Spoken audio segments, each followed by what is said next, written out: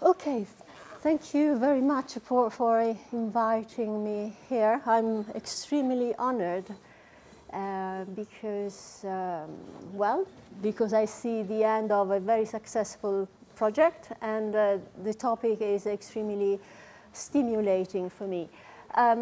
In this talk, I will present some reflections, some preliminary results that I would like to discuss with you, either after the talk, if we have time, or during these 2 days. First of all, I will mention let's say, the inspiration that I had to combine information retrieval, big data, and emotion. Then I will give a very, how can I say, very lean characterization of what is genre, and what is the definition of emotion that I used for this study. And then I will show the experiments. So the first inspirational trigger was the big data. So there is this big issue of big data, lots, millions, trillions of data. And then there was an old article, 2000, old, not so old, 10 years ago, 2003, that says that Merrill Lynch, which is a market analyst, they make, they give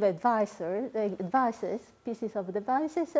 They said that 80% of business information exists as unstructured data.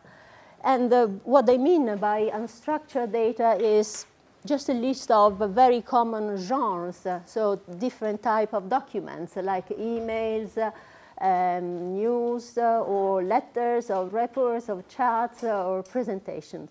And this was considered to be a big economic loss, because the decision they were suggesting to their clients were not reliable enough, because they missed the 85% of the data, because it was not easy in 2003 to find crucial strategic information in this part of the data available in companies and any kind of institution.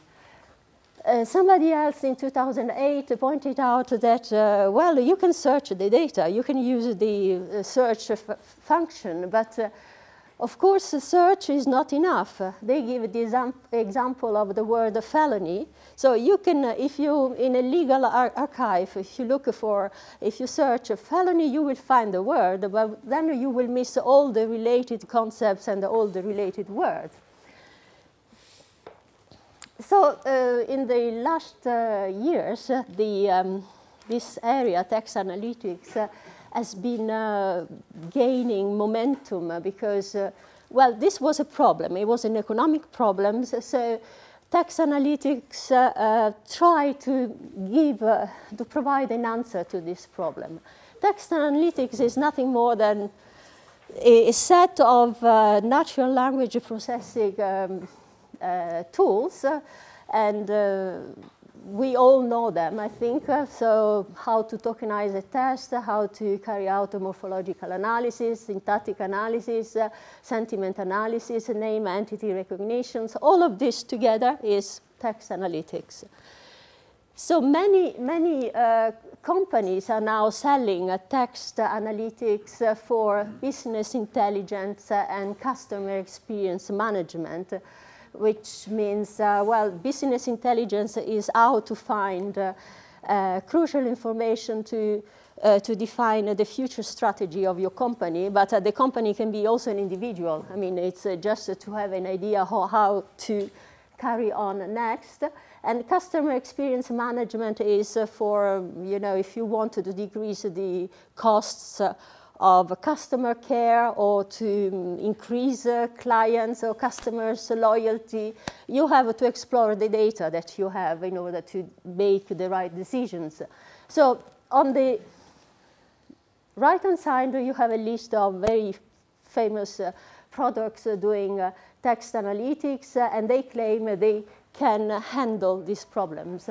On the left-hand side, you can see some open source framework that can be used for academic purposes, also for non-commercial purposes. I combined the area of business intelligence and customer experience management, and also opinion mining, into a broader area called actionable intelligence. By actionable intelligence, I mean any kind of information that is accurate, that it can be verified, that is comprehensive, comprehensible, and above all, that give the power to make decisions straight away. So in 2003, the genres, so the type of documents that were a problem, are listed on the right. So very classical documents, that we still use them. And today, we have additional genres like blogs, tweets, Facebook micropost, and all the texts that are on social networks. So how did I move from big data to query logs? Well, I thought that handling huge quantities of data might be more difficult than dealing with query logs. Query logs are, when they are available, of course, they are compressed, a kind of compressed data, short text, and with a very predictable structure. So just think of the typical use that is very, very common. There is a company or an individual managing a website. They often have a blog. They often receive emails. They have a Facebook page doing the marketing maybe, and a Twitter account. So in this case, instead of starting from all the tweets or the emails that are quite too complicated to analyze automatically, why don't we start from query logs, so the queries that led to the website? The advantage that I see in analyzing query logs first is that, yes, as I said, they are reduced data in size. They require little pre-processing. The level of noise is lower, and reduced data cleaning. So it should be faster and more reliable to find information in query logs first. So I started this study in October, and in a presentation in Sweden, I tried to I try to prove that query logs provide actionable intelligence for search providers, for clients, and for end users. Now, with this presentation, I want to show that, well, it is also possible to find emotions in query logs. The connection of emotion and information retrieval was this inspiration was given to me by a recent research, a PhD research carried out at the University of Glasgow, and the title is The Role of Emotion Information Retrieval by Yashar Moshfeghi. And Yashar listed three main concepts: the emotion need, the emotion object, and the emotion relevance. The emotion need is the need that pushes a searcher to find something on the web. The emotional object is the emotion that you can extract from the documents that are retrieved from the web. The emotional relevance is both the satisfaction of the emotion and the information need. According to Yashar, the whole information retrieval and seeking behavior is driven by an emotion need. An emotion need is more fundamental than an information need. So we are not searching only for finding information, we are searching for satisfying emotion. Emotion needs act also when there is no information need underlying. So the research, combining all this kind of different inspiration, I formulated this research hypothesis. So in my view, it is plausible that much of the information retrieval and seeking behavior is driven by an emotion need. And the emotion needs are expressed in the queries that the searchers write in the search box. So ideally, we can extract the emotion from the queries. And if this is true, also emotion extraction from query logs provides actionable intelligence, because the extracted emotions can be used to improve decision making. So the two research questions are, is it possible to extract, it is really possible to extract emotion from query logs? And if this is possible, how can we use these emotions for actionable intelligence? I mentioned the word genre before. So what is a genre? A genre, here I'm using a quite pragmatic definition. So like emotion, genre is a very controversial concept. So if you read the literature, you will get lost. But here we need just a few things. So a genre must have a name, must be recognized within a community, must have conventions, must raise some expectation, and it is a cultural artifact. So there are genres that are disappearing and genres that are coming out with new media, new technologies, and new communities. So the query log has a name, which is in line with other genres on the web, like a weblog that has been contracted in blog. It has a community, so the internet users, the searchers, and also the information retrieval practitioners. It is used during the task, during a specific task, so to express a searcher's need in a search engine. The convention, the textual convention are quite easy to detect, so short text written in a sublanguage, in a kind of jargon called keywordese. We will see this later. And it raises expectation, because when I write a query, I want to find the relevant documents. It is also a cultural artifact, because this genre did not exist before search engines.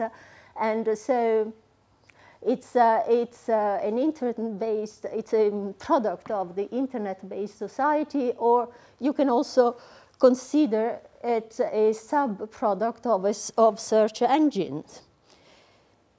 So the linguistic and textual conventions are length, very short. Keywordese is this jargon that we use when we write queries. They are basically mostly nouns and verbs with sometimes adjectives.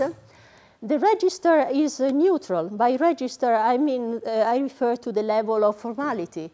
So we don't care to be familiar or very, academic when we write a query. The morphology is reduced, and also syntax. There are usually no subclauses in a query. The benefit is that with respect to discourse analysis, well, it's a very predictable sublanguage. And with respect to the big unstructured textual data, as I said before, reduced size and little pre-processing. What is emotion here? Very broad definition, so you will not be hurt. any degree of judgmental evaluation. So exactly like sentence strength. So 2 scales, 1 negative, 1 positive. That's perfectly okay with me. And these are the explorations. I got 2 kind of query logs, one in Italian, an Italian corpus and a Swedish corpus. The Italian corpus is our query logs extracted from Google Analytics belonging to this website, Genitori Crescono, which means parents grow up, and if we translate literally the subtitle, to learn together the parent profession. So it's about parenthood, childcare, maternity, upbringing. There are thousands, not thousands, maybe hundreds of this kind of blogs on the web in all countries. So they are not always profitable, although they have ads, but they are driven by passion. They are mostly written by mothers. And they want to improve their target audience. The kind of queries that you find this kind of website are togliere il panolino, which means stop wearing nappies or stop using diapers. Genitori Crescono is the name of the title of the blog. So Noprom is the name of a syrup that makes children sleep. Tracy Ogg is a maternity nurse, very famous. And then there are,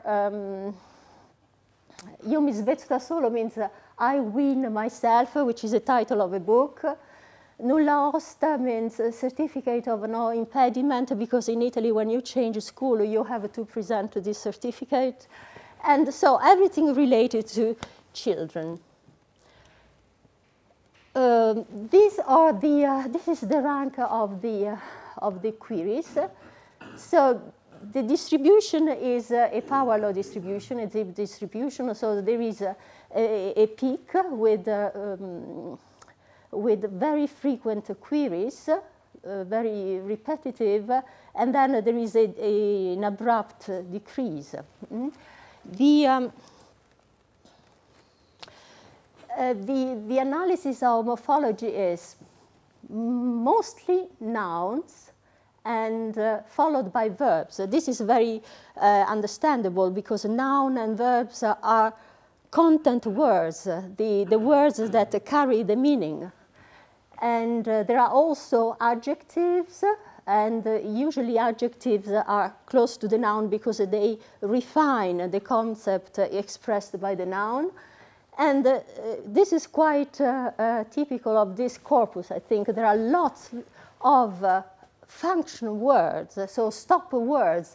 Look at how many prepositions we have, 3.76%, which is extremely much. Usually, this is typical for non-English languages with a quite analytical construction. So these are the patterns, the syntactic patterns of the Italian queries for this website. You can see noun, preposition noun of the type inserimento al nido. Inserimento al nido means when you bring your child for the first time to the nursery school, there is a period where what's the name in English? I can't remember. Adaptation. It's the adaptation of the child to a new environment. So it takes a few weeks. And then bambini aggressivi. You see noun, adjective. In Italian, the adjective often follows the noun. So aggressive children. Metodo Esteville means it's a method. Esteville is a pediatrician who has written a book about how to make children sleep. So all these kind of very long, sometimes very long patterns. Look at the number of words here. And this is the average for the corpus. So the average length is 5 words, which is very long. Look here, the average for English is 2.4, so it's like writing a novel in a search engine. And but in the top rank, the queries are much shorter, 2.9, and then they increase. The number of words increase after the frequency 10. You see that here we move from 3.5 to 4, and when the frequency of the queries is lower than 10, it becomes 5.2. And sometimes it's quite hard to, probably the user, the searcher, expect the search engine to be like, I don't know, a fairy, yes, somebody behind doing some magic, because look at this sentence. Come staccare dal seno, abituarla a dormire da solo, sto propagando seconda gravidanza. Basically, there are 3 sentences together. How to stop breastfeeding and make it sleep alone. I'm planning the second pregnancy. So I wonder what kind of document contains all this information. It has been repeated 11 times. So I don't know if it's always the same person. And so I processed this corpus in a sentence strength. And I was surprised that most of the queries were neutral. And slightly, 16% were slightly positive, and 6% slightly negative. And I used the basic options. So I know that every tool must be trained with the specific words used in that domain. But then just going through the corpus, I noted that there are very many negative queries, like bambini aggressivi. Bambini aggressivi has been evaluated to -1, which means aggressive children is slightly positive. And then I thought that, well, it's true that it might be true that the topic has an influence on the sentiment, because there are topics which, cause the negative sentiments like war, and positive sentiments like love. But in this case, it's more difficult to decide. So I was reading this document, and I thought, yes, in some cases, the polarity of the affect words must be reversed. And but in my view, with this corpus, the sentiment should be reversed not only because of the topic, but also because of the genre. Because if we imagine the communicative situation where this corpus has been produced, so there are desperate parents who cannot sleep because their children don't sleep themselves, so they sit on the internet and they write, how can I make my child sleep? Oh, maybe my child does not sleep. So is this negative or positive? It contains a negation. It's very hard to assess. So I thought my interpretation of this corpus is that it should be interpreted on the opposite side. So everything that is negative should become positive, because it's not that the parents hate their children, right? I hope so. But they wanted to find a solution for a problem. So maybe the more negative is the queries expressed, the more positive is the higher is the positive energy that the parents put in finding the right solution. So I'm just tweaked a little in one of the lookup tables, and I added words that were not there. And I added two negative adjectives a positive value, let's see. And I neutralized the word bambino, which was positive, because in this website, the word bambino, which means child, is just neutral. They talk all the time about children. And but of course, this is stupid because I just added these words without changing anything else. And so predictably, I had an increase of positive evaluation. I had also an increase of neutral evaluation because the word bambino had become neutral. And yes, but the question is, so how shall we evaluate this kind of situation? This is another example. Children who do not eat. With the basic option, without adding anything, it was considered to be slightly positive. And the same is true with this. But I selected this option. So I don't know if this has should have an influence.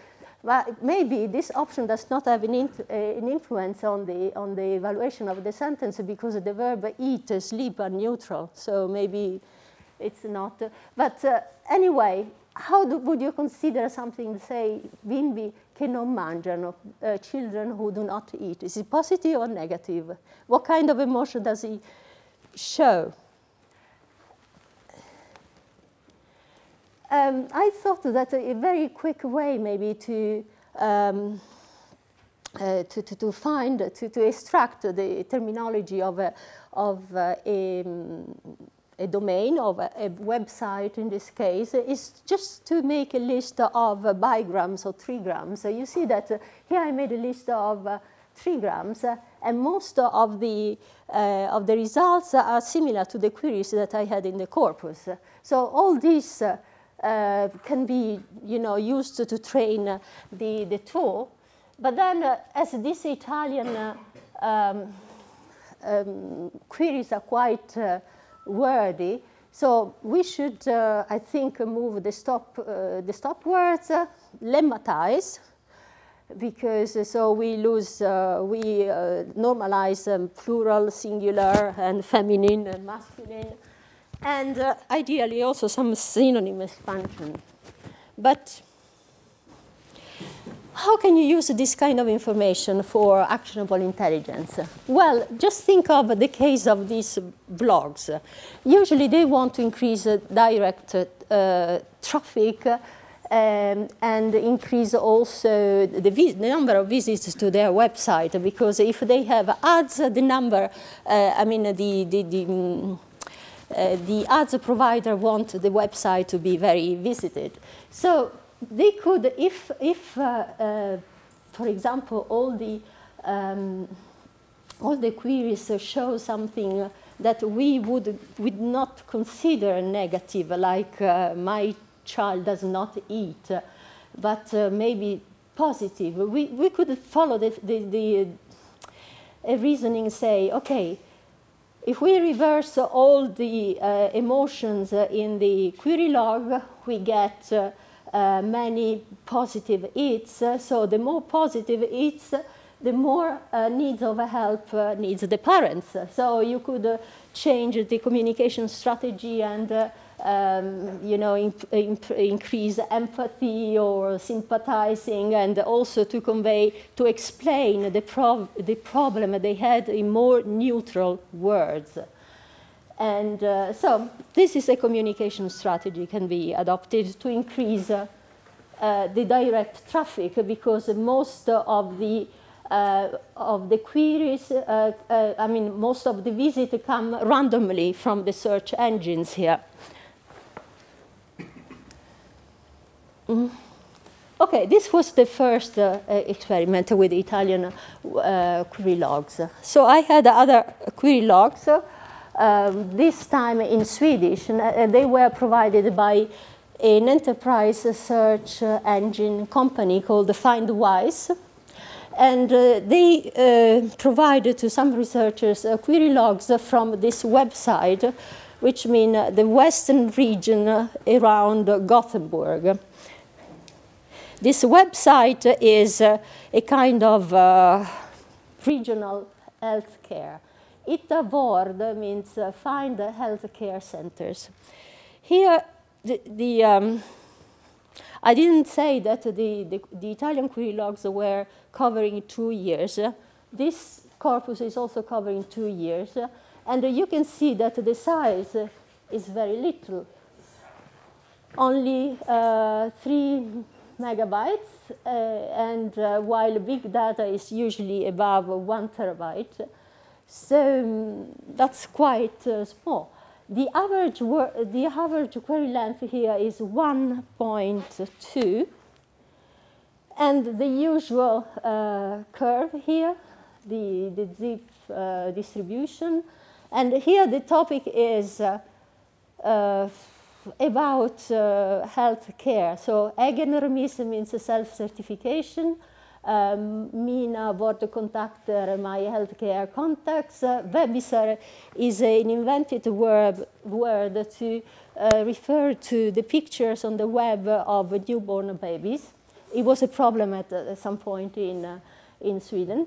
And Hukresa is trip to the hospital. So the topic is completely different. So this seems to be very administrative in a way.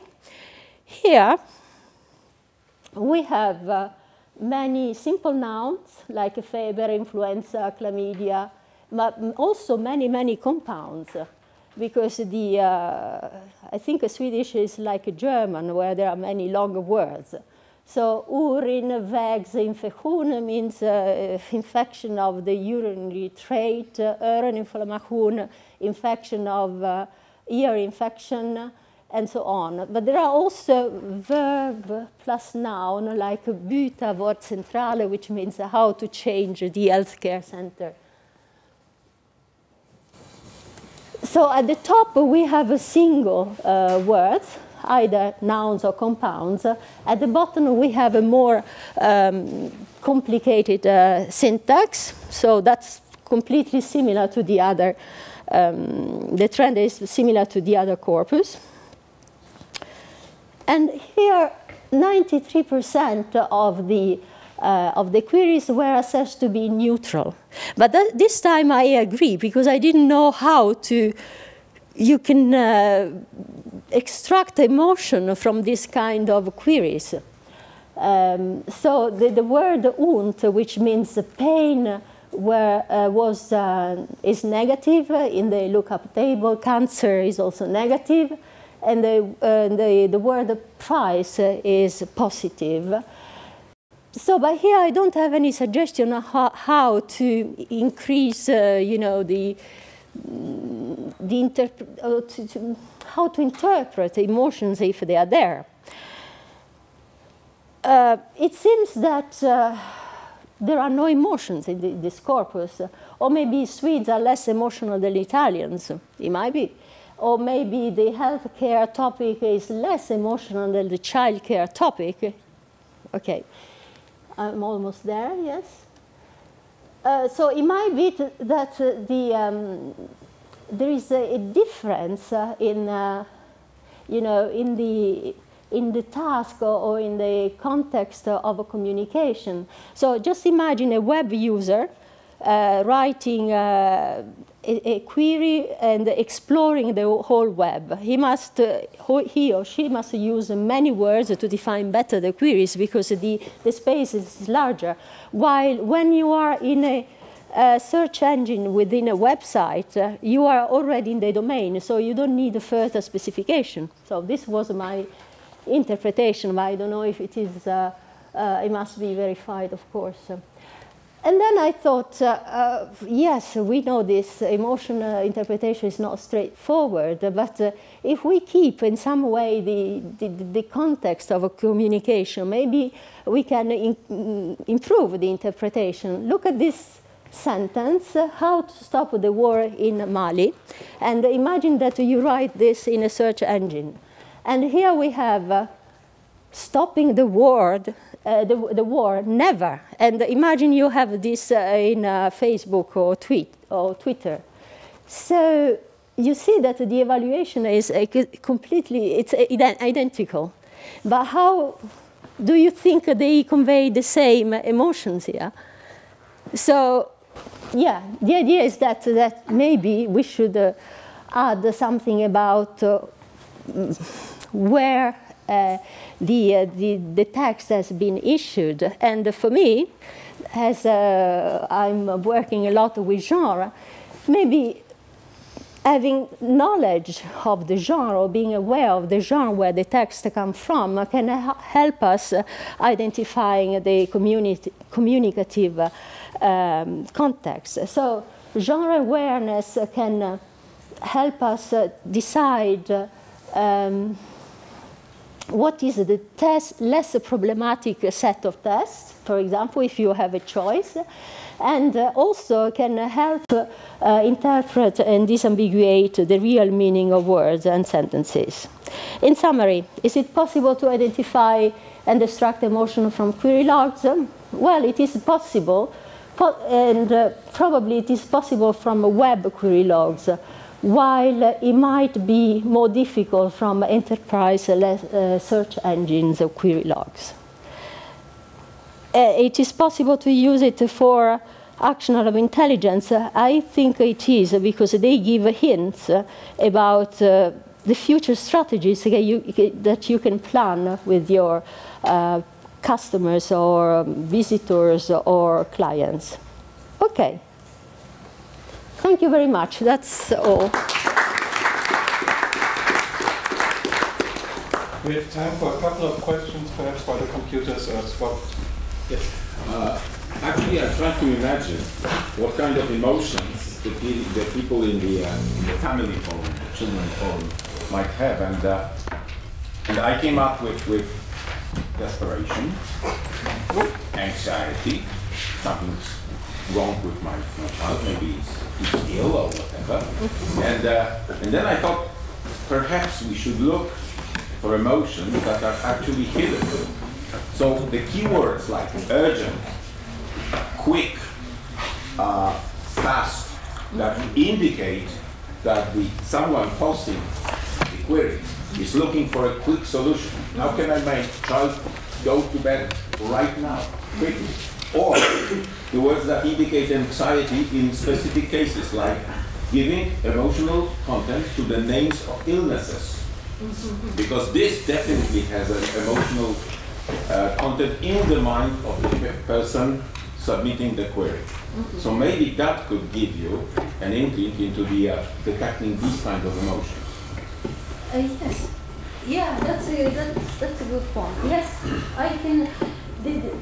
One thing is that the definition of emotion here was very vague. So it was either positive or negative. So I didn't. So maybe we should give a name to the different levels of the positivity. Specific emotions. Look for specific. But I think it's very good what you said, is that if you, for example, in the Swedish website, if there is an illness called by a familiar name or an emotional name, this could be a sign. Okay, thank you. We still have time for a question. There's still. Well, if nobody, then I will ask a question. One of the problems that I can see is that, as opposed to other types of communications that we have looked at so far, which is directed from one person to another person, this seems to be like looking up something in a book, getting some information. So if you have the information for the timetable for a bus, you might look it up because you're sitting in a meeting which is terribly boring, you're trying for an excuse to get out, and you're checking is there a bus at 5 o'clock, or you enjoy it so much that you intend to stay longer and you're in a really good mood, and so you're looking for a later bus. There is no positive or negative in that query, but the state is highly positive or negative, but it's not a communicative act that is directed at somebody. If, for example, we had the nonverbal stuff, and you had Siri or some verbal assistant, and people would say, child does not sleep, you would get it, but you would not get it from child does not sleep or so as much, because it might just not be in there. So one question that I would have would be, independent of the technological question of whether we can extract emotion from the weblog, do we have reason to be query log? Do we have reason to believe that there should be emotion in the query log? The starting point was the research carried out by Yashar. So he said that he had studied sociology and psychology for the thesis, and he said that, well, the primary factor for writing a query is an emotional factor. And then it comes the information need. So first we have an emotional need. So I was wondering if it was conveyed in the words that a searcher used when. So yeah, that was the starting point. Yes, I think one more, and then we have figured out the connection. Yes. Is what we call emotion need could be the reason why people are expressing negative emotions and are coming to communities where such negative emotions are expressed in the internet, because they need emotion, not always positive, but would like to share negative emotion. Yeah, that's also, yes. I thought about this, but I cannot imagine that parents. Okay, not parents, but generally, yes. Okay. Yeah, in this specific case, I could not imagine that parents would, harm the child in some way. They have a problem. So, can we consider this problem a negative emotion? It might be yes. I don't know.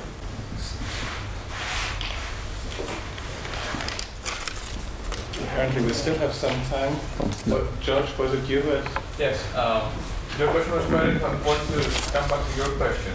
If, for example, we were equipped with some sort of device that tracks our sort of pulse or whatever, our temperature, and at a body reading, they would say that we are, we have the physiological elements of boredom, I guess, low heart rate.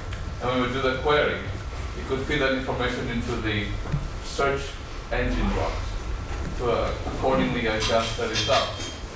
So if we're looking for bus tables, you could, offer bus tables that go to a fun location rather than back home. So the unition of hardware, of sensors, personal sensors with information retrieval techniques and of course analysis, to sort of bring this whole thing together into a much more sort of socially aware system. No question. Excellent. Yes, we still. Just one short additional remark. Perhaps what would be a next step would be to get the queries, but also see what those people actually look at and possibly post it. That would correlate the guesses for the emotions with the actual emotions expressed in much longer time frames. Yes, the behavior. The behavior afterwards. Yes, absolutely. But I was thinking about what George said. I mean, if you are bored and you are just in front of a computer screen, you might find comic video clips because you are bored and you want to make it laugh. So. In a meeting. So how do you assess? You could have a system that will predict when you actually want to put a query before you actually do it. So it will see you're bored, and will say. So you have an emotional need, yeah, right? Emotional based.